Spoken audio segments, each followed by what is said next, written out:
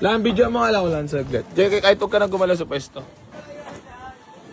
So yun mga boss, bali magandang hapon po sa inyong lahat. Nyor, baka mapanis. Hindi makita. Hindi na makita, no? Hindi makita. So yun mga boss, bali may mga nag-walk-in sa atin ngayon. Baka pang-apat na masusult, baka magawa ng paraan. Naglalabas sa sama na loob kayo sa akin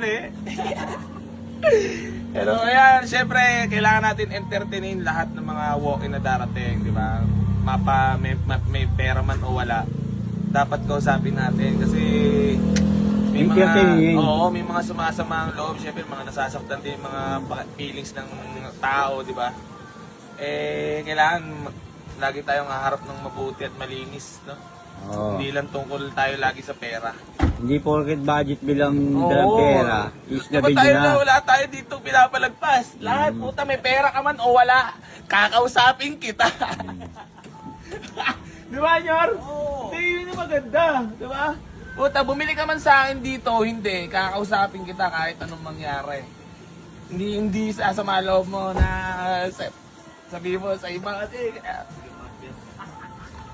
No? Yun lang, gusto ko lang din magpaalala syempre, ang buhay hindi naman basehan ng may pera sa wala, di ba? Kaya dapat maging pantay-pantay pa rin yung tingin natin sa bawat tao. Boss! Aral lang yan mga boss. Message! About sa pinuntahan mo. Pag taong pumunta, tao sana harapin. Boss? Pag taong pumunta, tao nga harapin. Oo nga, boss. Ayun, babae, Bakit ba, wala boss? yun. Ba't ba nga, boss? Para kaming pinagtabuyan din Okay na yun, at least, di ba? Okay na yun, baka sabihin syempre.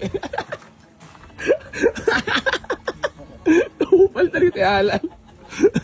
Hindi mga boss, yun, sinasabi ko lang naman yung katotohanan na syempre, kami dito, wala kami pinapalagpas dito, may pera ka man na pumunta dito, wala po tayo, nakakausapin kita.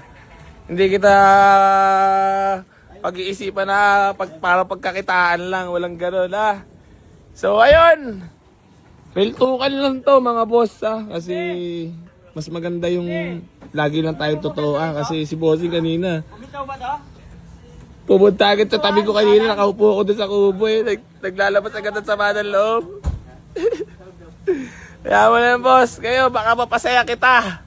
At kahit di ka naman bumili sa akin dito, kausapin kita. Ha?